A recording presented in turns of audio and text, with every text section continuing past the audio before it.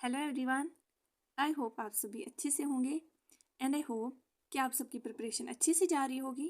तो चलिए नया टॉपिक स्टार्ट करते हैं from the course BEd and course title school management, जिसमें ऑलरेडी हमने फर्स्ट यूनिट अपलोड किया हुआ है, उसके जितने भी सब यूनिट्स हैं एंड ये हमारे सेकेंड यूनिट का सेकेंड सब यूनिट है, that is the school plan principle of designing school building.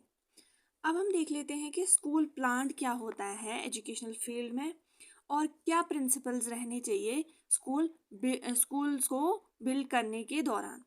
तो जैसे कि हम यहाँ पे देख सकते हैं स्कूल बिल्डिंग इसमें आ रहा है, तो ये कुछ फिजिकल जो इंफ्रास्ट्रक्चर है उसके रिलेटेड है। ठीक है, तो चलिए देख लेते हैं। The term school plant refers to the physical facilities and infrastructure of a school. ठीक है, जैसे कि मैंने पहले भी बोला कि फिजिकल फैसिलिटीज़ जितनी भी हैं स्कूल में और इंफ्रास्ट्रक्चर जो इसमें आता है स्कूल के, तो वो सारा किस में इंक्लूड होता है, स्कूल प्लांट में, जिसमें डिफरेंट बिल्डिंग्स आती है, क्लासरूम्स, लाइब्रेरीज, या चाहे उसमें प्लेग्राउंड हो, एडमिनिस्ट्रेटिव ऑफिस हो, वो सारा स्कूल बिल्डिंग में आता, स्कूल प्लांट में आता है। इसमें क्या क्या इंक्लूड करते हैं हम स्कूल प्लांट में? First is buildings, classroom, laboratories, libraries, playground, sports facility, administrative offices and other physical resources that support the educational process. वो सारी फिजिकल फैसिलिटीज़ जो एजुकेशनल प्रोसेस को सपोर्ट करते हैं, उसको स्मूदन करते हैं, वो सारा किस में आता है, स्कूल प्लांट में। Encompasses schools environment and physical setting.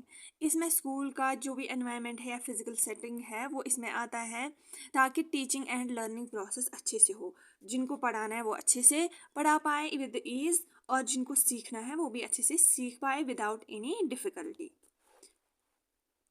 अभी आपको मे बी ये थोड़ा कंफ्यूजिंग लग रहा होगा, लेकिन आगे आगे जब आप वीडियो में देखेंगे तो आपको ये लेक्चर बहुत अच्छे से समझ आएगा और क्लियर भी होगा। ठीक है, अब इसमें क्या क्या आता है, पहले ही मैंने बोला बिल्डिंग्स आती है, क्लासरूम्स आते हैं जहाँ पे बच्चों को पढ़ाते हैं और वो पढ़ते हैं। ठीक, फिर आती है लेबोरेटरीज एंड वर्कशॉप्स, जिसमें साइंस एक्सपेरिमेंट्स, कोई टेक्निकल ट्रेनिंग या वोकेशनल ट्रेनिंग दी जाती है बच्चों के करियर के बारे में, या उनको कहीं पे जॉब वगैरह लेनी हो उसके बारे में हम उनको कैसे गाइड करें, तो वहाँ पे ये सब किया जाता है। ठीक है, और लाइब्रेरीज में सिंपल हमें पता ही है कि वहाँ पे बुक्स होती हैं या डिजिटल मीडिया अवेलेबल होता है for teaching and learning process. Okay, now fourth is playground. Playground भी स्कूल प्लांट में आता है, जहाँ पे बच्चे खेलते हैं, कूदते हैं, मतलब खेल कूद करते हैं ताकि वो फिजिकली फिट रहे और मेंटली भी। एडमिनिस्ट्रेटिव ऑफिसेज इसमें आते हैं, जहाँ पे एडमिशन वगैरह किए जाते हैं। ठीक है, ऑडिटोरियम या असेंबली भी आती है, जहाँ पे स्टूडेंट्स असेंबल होते हैं फॉर एनी इंपॉर्टेंट इन्फॉर्मेशन और for any important announcement. Environment quality भी इसमें आती है, जहाँ पे वेंटिलेशन आती है, मीन्स के बच्चों को बच्चे अच्छे से पढ़ पाए, वहाँ पे उनको अच्छे से एयर कंडीशन हो, तो उसके लिए वेंटिलेशन भी इसमें आता है। Lighting, heating, noise control, cleanness, ये सारा आता है इसमें। ठीक, हीटिंग, विंटर्स में हीटिंग जो अरेंजमेंट है वो है कि नहीं, लाइटिंग है कि नहीं, जब ज़रूरत हो वो है कि नहीं, तो वो इसमें आता है। सैनिटरी फैसिलिटीज़ में आते हैं वॉशरूम्स, ड्रिंकिंग वाटर, और सेफ्टीज़ में क्या आता है, वहाँ पे अगर इमरजेंसी के दौरान अलार्म्स होने चाहिए, कैमराज होने चाहिए और प्रॉपर फेंसिंग होनी चाहिए फॉर द सेफ्टी। ठीक है, ये सारा आता है स्कूल प्लांट। अब हम यहाँ पे देखते हैं कि इम्पोर्टेंस क्या है स्कूल प्लांट की, ज़रूरत क्या है, या ठीक है ज़रूरत बोल सकते हैं हम, या इसकी इम्पोर्टेंस वी कैन से, मतलब पॉजिटिव अप्रोच के तौर पे हम देख सकते हैं इसको। पहले ही इससे हम क्या कर सकते हैं, प्लान कर सकते हैं या कोई चीज़ डिज़ाइन कर सकते हैं। जब हमारे पास कोई एडमिनिस्ट्रेटिव ब्लॉक होगा, ऑफिसेज होंगे, तो वहाँ पे प्रॉपरली एक स्कूल का हेड प्लान कर सकता है, डिज़ाइन कर सकता है फॉर द आउटकम्स। ठीक, maintenance and upkeep, properly facilities को गुड कंडीशन में रखने के लिए भी ये इम्पॉर्टेंट है। रेनोवेशन कहीं पे करनी हो तो वो भी कर सकते हैं, या कहीं पे अपग्रेडेशन करनी हो तो वो भी हम कर सकते हैं, ताकि हम मॉडर्न फैसिलिटी के हिसाब से चल सके, या जो मार्केट में या फील्ड में, एजुकेशनल फील्ड में न्यू टेक्नोलॉजीज़ हैं उनको हम इनकॉर्पोरेट कर सकें। बजटिंग एंड फंडिंग, इसमें हम क्या कर सकते हैं, स्कूल प्लांट में एलोकेट कर सकते हैं फंड्स को जहाँ पे भी रिपेयरमेंट की ज़रूरत है। कॉम्प्लायंस मतलब कि किसी हुक्म की पैरवी करना। ठीक है, या किसी ऑर्डर की, या किसी कोई पॉलिसी आई है, कोई हुक्म आया है गवर्नमेंट की तरफ से या ऑर्डर आया है, तो उसको उसकी पैरवी करना या उसको मानना और उसी हिसाब से स्कूल को चलाना।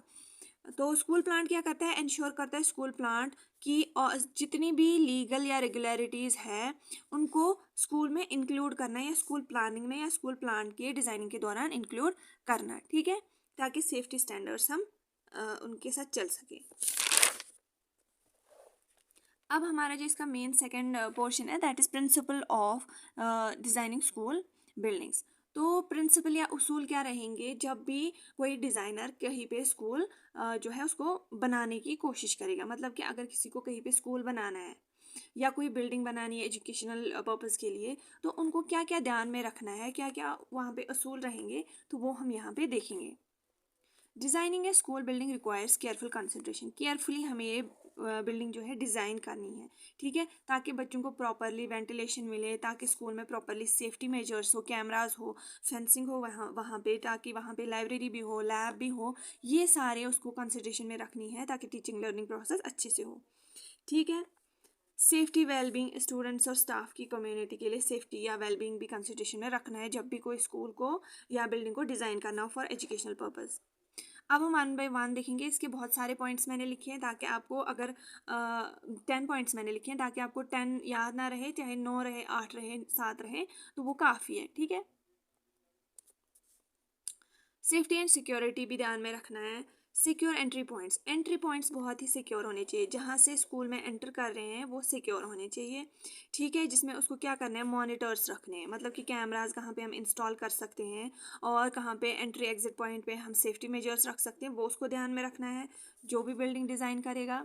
एमरजेंसी के लिए उनको प्रिपेयर रखना है, फॉर एग्जांपल अलार्म्स रखने हैं, ठीक है, या इमरजेंसी एग्जिट पॉइंट्स रखने हैं स्कूल के बिल्डिंग के दौरान, बनाने के दौरान। इवैक्यूएशन रूट्स रखने हैं कि फॉर एग्जांपल कहीं पे कोई इंसिडेंट हुआ, ठीक, अनफॉर्चुनेट इंसिडेंट हुआ, तो वहाँ पे हम बच्चों को सिक्योरली कैसे इवैक्यूएट कर सकते हैं, वहाँ पे हम बच्चों को कैसे निकाल सकते हैं, या सेफ्टी के साथ कैसे उनको वहाँ से जो है फ्री कर सकते हैं, ठीक है, वो इसके दौरान हमें क्या करना है, बिल्डिंग के बनाने के दौरान हमें कंसिडरेशन में लेना है।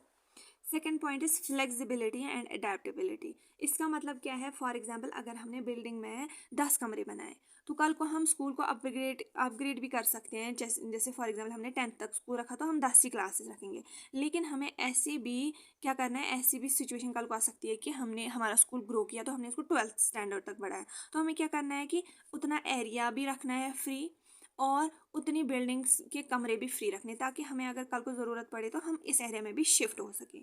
तो फ्लेक्सिबिलिटी एंड अडेप्टेबिलिटी रखनी है स्कूल के डिज़ाइन के दौरान।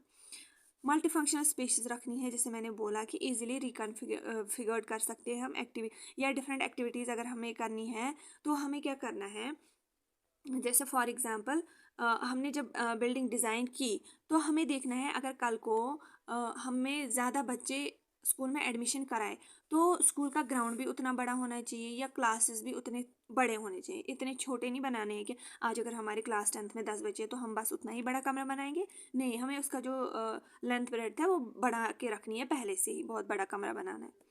फ्यूचर प्रूफिंग मैंने बोला कि स्पेस ऐसी प्लान करनी है ताकि हम फ्यूचर को भी अकोमोडेट कर सकें, मीन्स क्या, पहले ही मैंने बोला अगर बच्चे बढ़ जाए हमारे स्कूल में तो हमें उतनी स्पेस रखनी है, छोटी स्पेस नहीं रखनी है, ठीक है, बनाने के दौरान।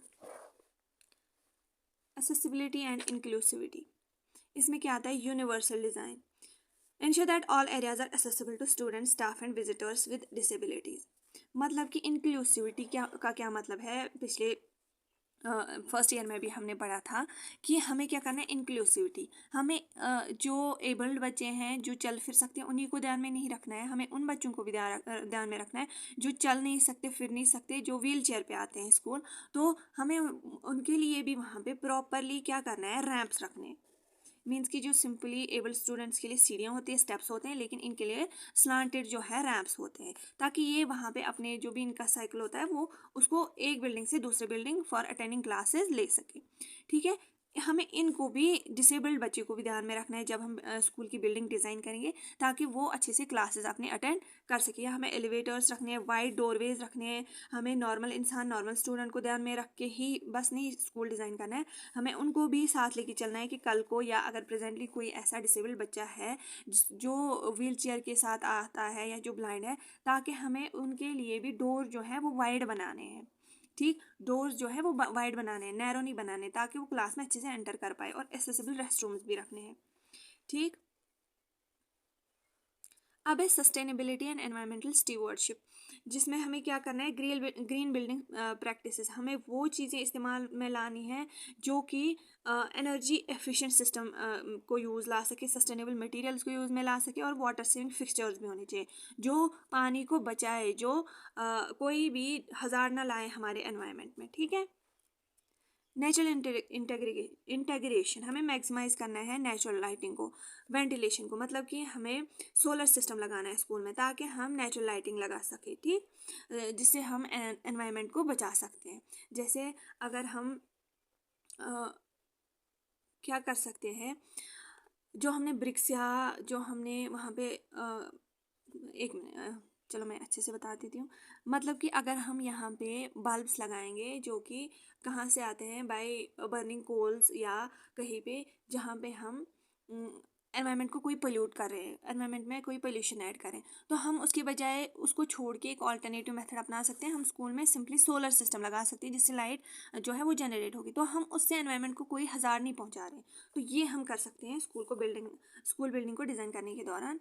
कम्युनिटी इंटीग्रेशन, हमें क्या करना है, multi use space, design facilities that can be use for community events and activities outside school hours. School hours के बाद भी अगर हमें कोई इवेंट करना है तो उसके लिए भी हमें फैसिलिटी अवेलेबल रखनी है। शेयर्ड रिसोर्सेज भी हमें रखने हैं, जैसे कि हमें वो रिसोर्सेज ध्यान में रखने हैं जैसे library, sports facility, auditorium that can serve both school and the local community. हमें लाइब्रेरी सेट करनी है स्कूल में जो स्कूल के बच्चों को भी फ़ायदा दे, और अगर लोकल कम्युनिटी को कोई इसमें से ज़रूरत हो उनके लिए भी रख सकें हम। ठीक है, ये स्कूल के डिज़ाइनिंग के दौरान हमें रखना है। हमें ये नहीं रखना है जैसे हम मकान बनाते हैं वैसे डाइनिंग रूम या ऐसे किचन वगैरह, ऐसा नहीं रखना है। हमें क्या रखना है वहाँ पे, लाइब्रेरी, स्पोर्ट्स फैसिलिटीज़ या auditorium. School technology integration, infrastructure for current and future technology needs including high speed internet and ample power outlet. जैसे कि पहले अगर हम बिल्डिंग बनाते होंगे उस टाइम तो हमें इंटरनेट की नहीं ज़रूरत थी, हमें पावर आउटलेट्स की नहीं ज़रूरत थी, बट आजकल फ़ोन्स होते हैं या लैपटॉप्स होते हैं या हमें स्मार्ट बोर्ड वगैरह यूज़ करना पड़ता है, तो उसके लिए हमें पावर की ज़रूरत है, इलेक्ट्रिसिटी की ज़रूरत है। तो पहले नहीं होती थी ज़रूरत, लेकिन आजकल हमें ये सारे इंस्टॉल करने हैं स्कूल की बिल्डिंग के डिज़ाइन के दौरान। मॉडर्न क्लासरूम्स हमें डिज़ाइन करने हैं जहाँ पे हर कोई चीज़ होनी चाहिए, जहाँ पे वाइट बोर्ड्स भी होने चाहिए, प्रोजेक्टर्स भी होने चाहिए, और जो भी एडवांस एजुकेशनल टूल्स आए हैं उनको हम इंस्टॉल कर सके, वैसा डिज़ाइन होना चाहिए स्कूल का। एजुकेशनल फ़िलासफ़ी के साथ हमें अलाइन करना है, जो भी डिफरेंट फ़िलासफ़र्स ने बोला है वैसे ही हमें स्कूल डिज़ाइन करना है, जिसमें क्या होना चाहिए, design spaces that reflect and support school educational philosophy such as open plan areas for collaborative learning और quiet zones for individual studies. हमें स्कूल में ऐसा रूम भी रखना है या ऐसा भी कोई स्पेस रखनी है जहाँ पे स्कूल के बच्चे इकट्ठे भी कोई एक्टिविटी कर सके, और उसके अपोजिट हमें वो स्पेस भी रखनी है जहाँ पे बंदा या स्टूडेंट जो है इंडिविजुअली क्वाइटली पढ़ भी सके, स्टडी भी कर सके। ठीक है, तो हमें दोनों का ख्याल रखना है। ठीक है, कॉस्ट का हमें इसमें ध्यान रखना है बिल्डिंग को डिज़ाइन करते हुए। इनिशियल कंस्ट्रक्शन कॉस्ट हमें ध्यान रखना है, और with long term maintenance and operational expenses, हमें इकट्ठे पहली बार ही बिल्डिंग में सारा पैसा खर्च नहीं करना है, हमें पैसा बचा के भी रखना है ताकि अगर फ्यूचर में कोई हमें कहीं पे जो है रेनोवेशन वगैरह करना पड़े तो वो भी हमें ध्यान में रखना है कि पैसे हमें फ्यूचर प्लानिंग के लिए भी बचा के रखना है। ड्यूरेबल मटेरियल्स हमें डिज़ाइन रखने हैं, हमें सस्ते चीज़ें वहाँ पे इंस्टॉल नहीं करनी, सस्ती मटेरियल्स बिल्डिंग में नहीं लगाने, जिससे हमें क्या करना है, हाई क्वालिटी मटेरियल्स यूज़ करने हैं ताकि हम कोई फ्रीक्वेंट हज़ार से बच पाए। कभी फॉर एग्जांपल बिल्डिंग कोलैप्स भी हो सकती है अगर हमने जो चीप मटेरियल यूज़ किया, तो हमें हाई क्वालिटी मटेरियल यूज़ करना है, और ताकि बच्चों की टीचिंग लर्निंग प्रोसेस जो है वो अच्छे से हो पाए। और कहीं पे मिनिमाइज़ करना है हमें रिपेयरमेंट और रिप्लेसमेंट का, हमें हर 2 दिन बाद कोई चीज़ रिप्लेस ना करनी पड़े, हर 2 दिन बाद कोई चीज़ रिपेयर ना करना पड़े, ऐसी चीज़ें हमें यूज़ में लानी है। एस्थेटिक्स और इंस्पिरेशन भी हमें ध्यान में रखना है, मतलब कि हमें प्लीजिंग एनवायरनमेंट रखना है, जो कि स्टूडेंट्स को इंस्पायर करे। जस्ट एन एग्जांपल मैं बता देती हूँ कि स्कूल के वॉल्स पे पेंटिंग करनी है कि ड्रग्स से हम कैसे बचा सकते हैं खुद को, ड्रग्स के नेगेटिव इम्पैक्ट्स क्या है, या हम क्या कर सकते हैं एनवायरनमेंट के लिए। हम कुछ ऐसे पोस्टर्स लगा सकते हैं कि जिससे प्लांटेशन का कंसेप्ट बच्चों के दिमाग में आए और वो उनके लिए बोरिंग भी ना हो, सूदिंग हो। पेंटिंग के फेस पे बना, मतलब पेंटिंग जैसा बनाना है, और पार्किंग वगैरह वहाँ पे फ्लावर्स वगैरह लगाने हैं, वो सारा हमें क्या रखना है, ध्यान में रखना है बिल्डिंग के बनाने के दौरान। Functionality, optimal layout, design and efficient layout that minimize travel time between classes and optimize space use। हमें स्कूल और ऑफिस के बिटवीन जो जगह है वो क्या करनी है, कम करनी है। जैसे टीचर को क्लास तक कम टाइम लगना चाहिए ट्रैवल करने में। ये नहीं कि अगर 11 बजे एक क्लास खत्म हो गया, 12 बजे दूसरा है, तो वो उधर तक पहुंच ही ना पाए। ऐसी डिज़ाइन हमें नहीं रखना है। अगर यहाँ पे ऑफिस है या यहाँ पे एक रूम है तो साथ में ही दूसरा रूम भी होना चाहिए। तो ऐसा डिज़ाइन हमें रखना है कि ट्रैवल टाइम थोड़ा कम हो। Ensure there are sufficient facilities to support school's activity including libraries, categories, cafeterias, gyms and outdoor spaces। वहाँ पे हमें लाइब्रेरीज भी इंस्टॉल करनी है, कैफेटेरियाज भी, ताकि बच्चों को भूख लगे तो वो वहाँ पे जा सके, या जिम्स वगैरह भी फॉर एक्स्ट्रा करिकुलर एक्टिविटीज हमें इंस्टॉल करनी है।